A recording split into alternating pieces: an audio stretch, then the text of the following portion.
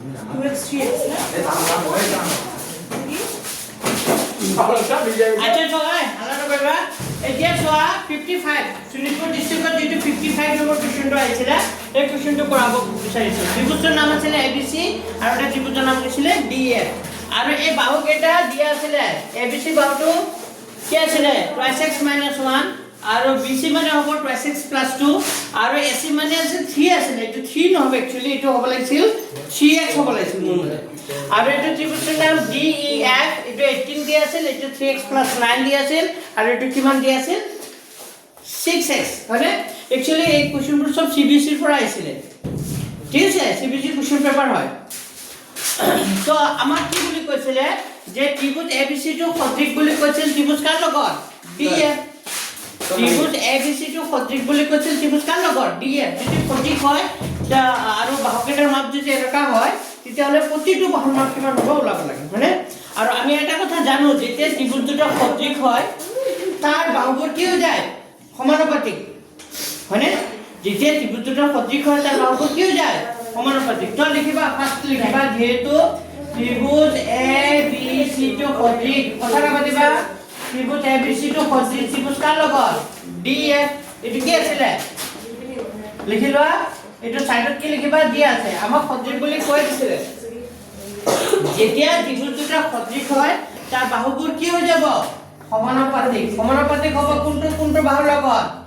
AB বাহুটো সমানুপাতিক হ'ব কাৰ লগত DE হয়নে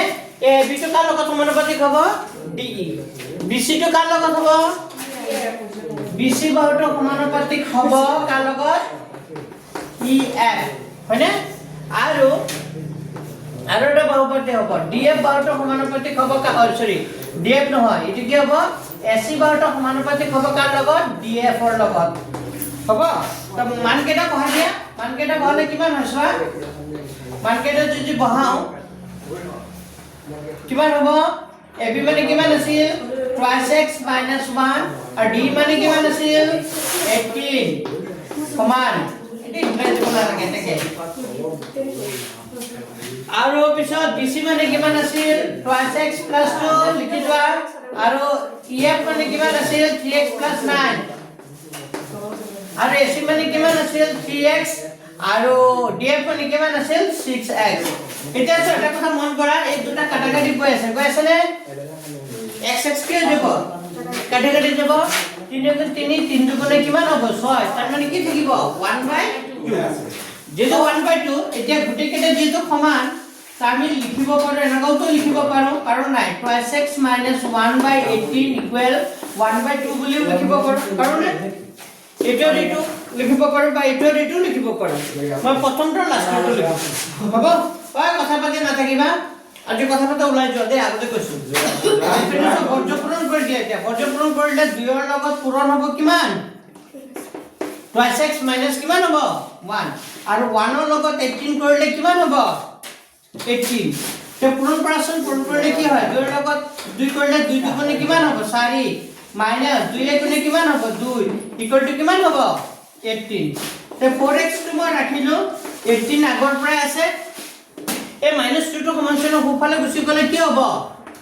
+2 এটা হলে 4x মানে হ'ব 18 দুই কিমান হ'ব 20 যেটা কার মান লাগিব ইফালে লিখিছো ইয়াৰ ওপৰ কৰিটো যেটা x ৰ মান লাগিব 20 আগৰ পৰা আছে সাইড গলে আহি যাব তো 4 5 গুণ কিমান 20 তাৰ মানে গম পাই গলো x মানে কিমান পালা 5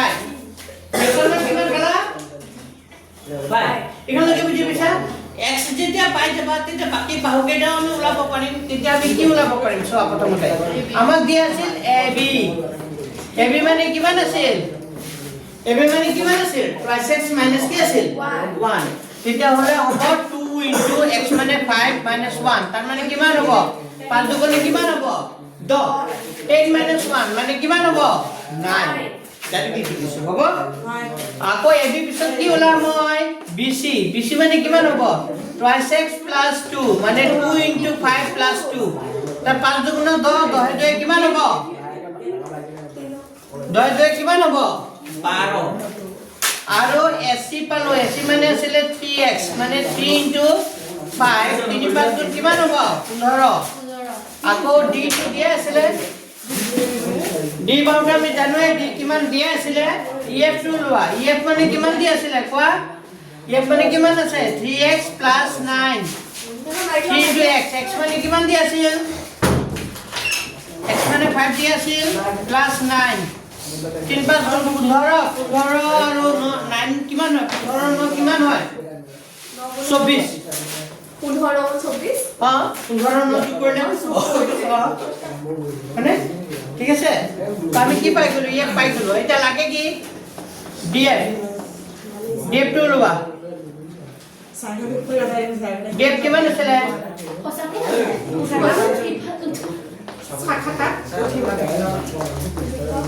আৰু এটা দিয়া আছে ডি টো লিখলেও লিখিব পাৰা ডি মানে কিমান সেন্টিমিটাৰ তো গোটেই কেইটা সেন্টিমিটাৰ কিবা দিয়া আছে নেকি না দিয়া বা বাউণ্ডাৰীৰ কিবা সেন্টিমিটাৰ দিয়া আছে নেকি নাই দিয়া প্ৰশ্নটো সেন্টিমিটাৰ মিটাৰ কিবা কৈছিলে তো এইবোৰ সব সেন্টিমিটাৰ লিখি দিবা একেবাৰে সব সাইডত সব কি লিখি দিবা সেন্টিমিটাৰ লিখিবা ঐ কথা নাপাতিবা বুলি কৈছো পাইছে না বুজি তো গোটেই কেইটা বাহুৰ মাপ কি হ'ব ঠিক আছে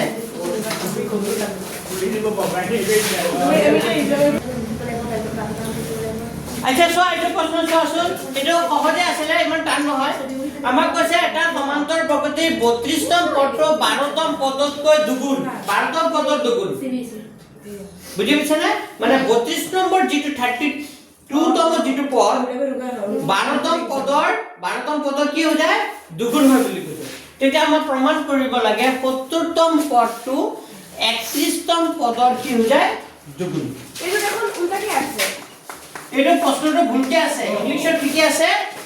অসমীয়াত ভুলকে আহিছে এবাৰ সব এনেকৈ আহিছে এইটো আমি জীৱনে হয় কি জানি নাজান জিতেন স্যাৰ দিব যে নম্বৰ সন্দেহ আছে নিদিয়ে দিও আচ্ছা চোৱা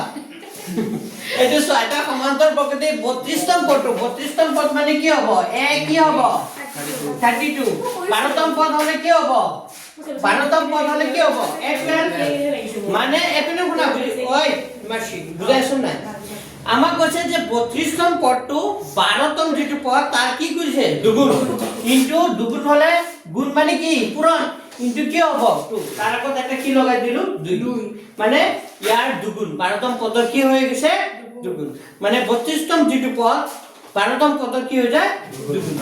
তে এটো 32তম পদ মানে কি লিখিব পাৰো a প্লাস কি লিখিব পাৰো 31d আৰু 2 ইনটু এটো মানে কি লিখিব পাৰো a plus 11d a plus কি লিখিব পাৰো 11d লিখিব পাৰো পাৰোনে সাবতে এটোনে এটো a plus 31d লিখিছো দুয়ৰ লগত এক কৰিলে কি হৈ যাব 2a আৰু plus 22d কি হ'ব d হ'ব তে কিনে একফালে না d কিনে একফালে পাৰ্চেন্ট d কিমান ওলাইছো এপেনে সোৱা এটো এ আগৰ পৰা আছে 2d টো বাফলে লৈ আনাছোন 2d টো বাফলে লৈ কি হ'ব -2d 2d নাছিলে 2a হে 2a 2a আছিল 2a টো বাফলে -2a হ'বনে নহলে কাম কৰিব পাৰা আচ্ছা হ'ব দিয়া নকে কৰিছো এটো 22d আগৰ পৰা আছে নে এই 31d টো সমান ছিল ফুফালে লৈ যোৱা তেতিয়া ওনে ফুফালে লৈ গলে কি হ'ব -31d তো এটা d জমা দুটা d সরি এটা এ জমা দুটা এ ধার কি থাকিব মাইনাস এ আৰু এটো 22 ৰ পৰা 31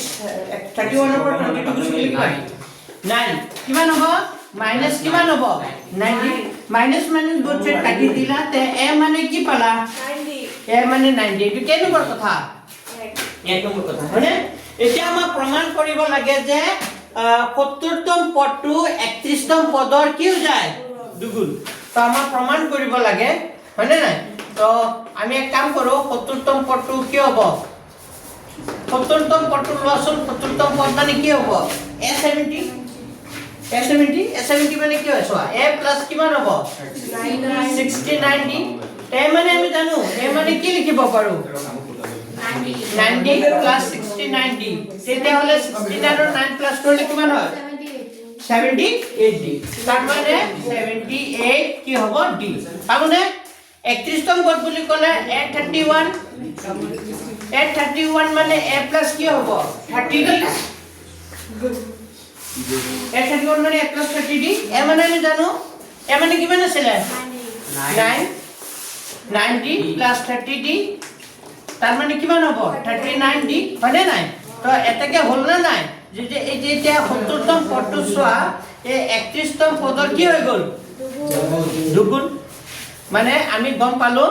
কি পালো 78d টো সমান হয় 2 ইনটু কি হ'ব 39d হয়নে নাই 39 এতিয়া দুগুণ হয়নে নাই 78d পাবলৈ হলে 39 ৰ কি কৰিব লাগিব দুগুণ কৰিব লাগিব নাই তাৰ মানে হৈ গ'ল therefore কি হ'ব a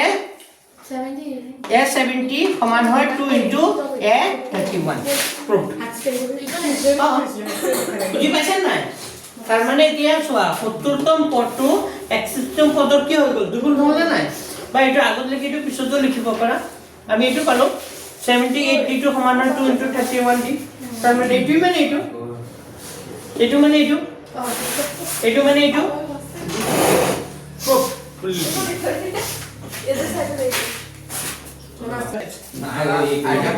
আচ্ছা তোমালোকৰ আৰু এটা প্ৰশ্ন আছিল সম্ভাৱিতাৰ পৰা এটা প্ৰশ্ন আছিল 51 কোৱেশ্চন নম্বৰ 51 ওই মনে মনে লিখিবা 51 ওই হল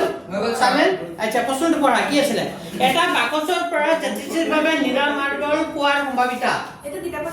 নাছিলে নীলা মাৰ্বল পোৱাৰ সম্ভাৱিতা দিয়া আছিল নীলা মাৰ্বলৰ সম্ভাৱিতা কিমান দিয়া আছিল 1 বাই কিমান দিয়া আছে 5 য'ত কেৱল মাত্ৰ নীলা কলা আৰু সেউজীয়া মাৰ্বল আছে তাত কি মাৰ্বল আছিল নীলা মাৰ্বল আছিল নীলা মাৰ্বলৰ সম্ভাৱিতাটো দিয়া আছে কলা মাৰ্বল আছিল আৰু সেউজীয়া মাৰ্বল আছিল বাকচৰ পৰা কেৱল কলা মাৰ্বল পোৱাৰ সম্ভাৱিতা 1/4 বাকচৰ পৰা কেৱল কলা মাৰ্বল পোৱাৰ সম্ভাৱিতাও কৈ দিছে কলা মাৰ্বল পোৱাৰ সম্ভাৱিতা কিমান বুলি কৈছে 1/4 বুলি কৈছে 4 যদি বাকচটোত 11টা সেউজীয়া মাৰ্বল আছে তে সেউজীয়া মাৰ্বল কিমান আছে বাকচটোত বাকি কেইটা আমাক কিমান আছে কৈ দিছে জানো নাই দিয়া কিন্তু আমাক কি দি আছে সম্ভাৱিতাটো কি আছে কিন্তু কিমান আছে এইটো কোৱা নাই ঠিক আছে তেতে মুঠ মাৰ্বলৰ সংখ্যা কিমান আছে ওলাব আমি এক কাম কৰিম ধৰি লওঁ মুঠ মাৰ্বলৰ সংখ্যা কিমানটা এখানে চোৱা ধৰা হ'ল মুঠ ওই কথা নাপাতিবা প্ৰশ্নটো ঘৰ লিখি ল'বা ধৰা হ'ল মুঠ মাৰ্বলৰ সংখ্যা কিমানটা 51 নম্বৰ কোৱেশ্চনটো ধৰা হ'ল মুঠ মাৰ্বলৰ সংখ্যা কিমান এক্সট্ৰা আৰু আমাৰ কি দিয়া আছিল এইটো লিখা নীলা মাৰ্বল পোৱাৰ সম্ভাৱিতা ওই ভাৰ্গৱ বেছি কথা পাতি আছা নীলা মাৰ্বল পোৱাৰ সম্ভাৱিতা লেখা নীলা মাৰ্বল পোৱাৰ সম্ভাৱিতা কিমান দিয়া আছিল 1/5 তাৰপিছত কলা মাৰ্বল পোৱাৰ সম্ভাৱিতা কলা মাৰ্বল পোৱাৰ সম্ভাৱিতা কিমান দিয়া আছিল 1/কি দিয়া আছিল 4 মানে 1/কি দিয়া আছিল 4 এতিয়া মোক সেউজীয়া মাৰ্বল পোৱাৰ সম্ভাৱিতা কি হ'ব সেউজীয়া মাৰ্বল পোৱাৰ সম্ভাৱিতা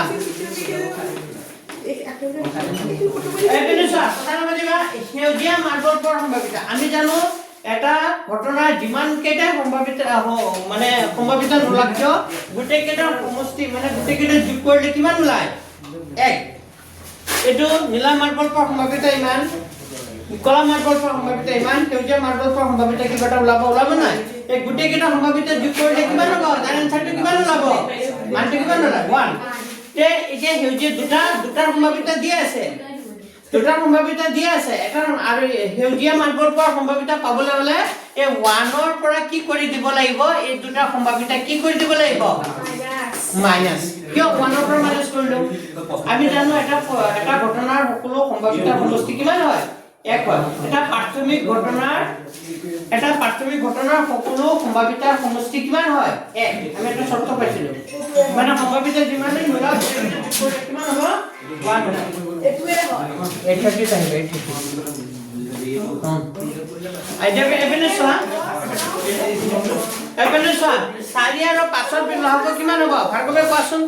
4 আৰু 5 ৰ লহব কিমান 20 ওপৰত কি লিখিম কোৱা চাৰি হে 4 আৰু 5 কেনেকৈ গম পালা 4 আৰু 5 লগ 20 5 আৰু গলে 4 বাৰ 4 গুণ 4 যোগ 4 আৰু গলে 5 বাৰ 5 গুণ 5 তো 1 মাইনাস 20 5 4 কিমান হ'ব ন তো লগ ললে কিমান হ'ব 20 আকৌ লগ ললে কি হ'ব 20 একর 1 তো 1 আছে একৰ হৰণ কৰিলে কিমান বাৰ যাব 20 বাৰ 20 লগত এক কৰিলে কি হ'ব 20 মাইনাস কিমান হ'ব 9 তাৰ মানে 11 বাই কিমান হ'ল 20 আমি কৰা মতে হেউজিয়া মাৰ্বল পৰ সম্ভাৱিতা কিমান পালো 11 কিন্তু প্ৰশ্ন মতে আমাক কিমানটা হেউজিয়া মাৰ্বল আছিল বুলি কৈছে 11টা কেইটা আছিল 11টা আমি মুঠ মাৰ্বল কিমান বুলি ধৰি লৈছো এক্সট্ৰা হলে মুঠ মাৰ্বল কিমান বুলি ধৰি লৈছো এক্সট্ৰা তে হেউজিয়া মাৰ্বল পৰ সম্ভাৱিতা x ভাগত 11 হ'ব আমি কৰিলে মুঠ মাৰ্বল কিমান আছিল এক্সট্ৰা তে হেউজিয়া মাৰ্বল পৰ সম্ভাৱিতা কিমান হ'ব x মুঠ সংখ্যাটো ক'ত হয় তলত আৰু যেটো ওলাব লাগে এটো ক'ত হয় ওপৰত তে হেউজিয়া মাৰ্বল পোৱাৰ সম্ভাৱিতা হ'ব x তলত 11 ওপৰত আমি কৰা মতে কিন্তু প্ৰথমতে আমি যেটো তথ্য দি আছিল তাৰ মতে কৰা মতে আমি কিমান পালো 11 বাই কি পালো 20 এটা বৰ্জ্য পূৰণ কৰি দিয়া x ৰ লগত 11 কৰিলে 11x 11 লগত 20 কৰিলে 11 পূৰণ 20 হ'ব যেতে কাৰ মান লাগিব x ৰ মান 11 পূৰণ 20 ওপৰতে হ'ব এই 11 টো গলে আহি যাব তললৈ 11 11 ক্যান্সেল তাৰ মানে x কিমান হ'ব 20 x কি পালা 20 তো आंसर এটি হ'ব এটাকে মুঠ মাৰ্বল সংখ্যা কেইটা লিখা মুঠ মাৰ্বলৰ সংখ্যা মুঠ মাৰ্বল সংখ্যা কেইটা হ'ব মুঠ মাৰ্বল সংখ্যা কেইটা হ'ব 20টা এতিয়া হয়নে নহয় তুমি প্ৰমাণও কৰি চাব পাৰিবা এতিয়া নীলা মাৰ্বল পৰ সম্ভাৱিতা কিমান বুলি কৈছিল 1/5 হয়নে নাই এই গুটি গুটি যোগ কৰিলে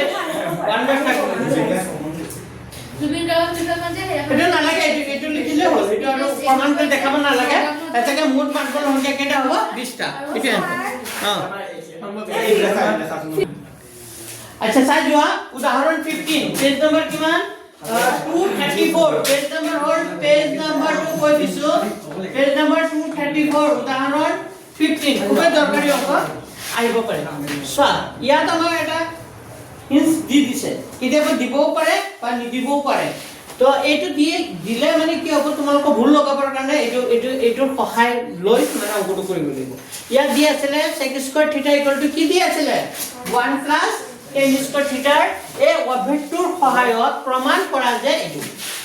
কি দিছে sin theta minus cos theta plus 1 sin theta minus cos theta sin theta plus cos theta minus 1 equal to 1 by sin theta minus কি হ'ব tan theta ঠিক আছে তো আমি লেফট হ্যান্ড সাইড যেটো আছে তাকে লিখিলো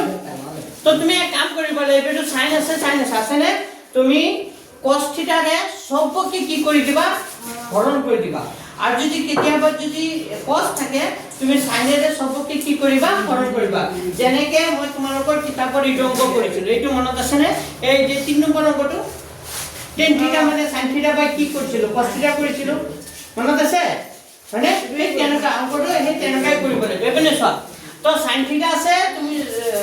সবকে cos theta ৰে কি কৰিছো হৰণ মানে sin theta বাই cos theta minus cos theta বাই cos theta plus 1 বাই cos theta তেনেকে sin theta আছে sin theta বাই cos theta plus cos theta বাই cos theta minus 1 বাই cos theta কৰিলো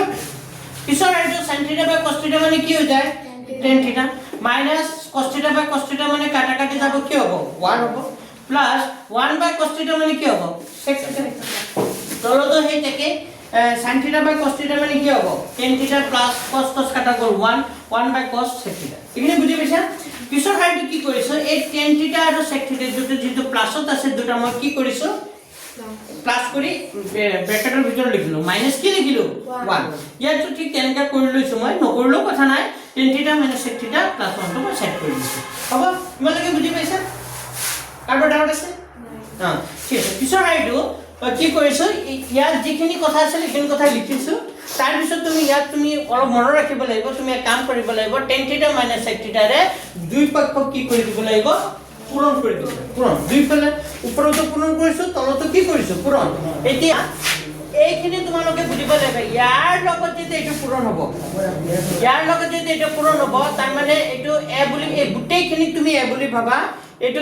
মাইনাস কি বুলি ভাবা বি আৰু এই গোটেইখিনি তুমি কি বুলি ভাবা এ তাৰ মানে এনেকা হৈ আছে যে a - b ইনটু কি হৈ আছে a এতিয়া a - b ইনটু a হলে এৰ লগত এবাৰ a পূৰণ হ'ব তাৰ মানে কি হৈ যাব a স্কয়াৰ মাইনাস মাইনাস হ'ব এৰ লগত b কৰিলে কি হ'ব ab এনেকা হ'ব না ঠিক তেনেকে এই গোটেইখিনি বস্তু তুমি কি বুলি ভাবিছা a - b হৈ আছে এটো a হৈ আছে তো এৰ লগত যেতিয়া a পূৰণ কৰিবা কি হৈ যাব a স্কয়াৰ হৈ যাব কিন্তু tan θ - sec θ আৰু tan θ + sec θ পূৰণ কৰিলে এটা একটা ফৰ্মুলা হৈ যাব কি formula a square - b square তো আমি লিখিব পাৰো tan স্কয়াৰ θ - কি লিখিব পাৰো sec স্কয়াৰ θ মাইনাস এটো মাইনাস মাইনাস দিলো হনে না আৰু 1 ৰ লগত এই ৰাখিটো পূৰণ কৰিলে ৰাখিটো হ'ব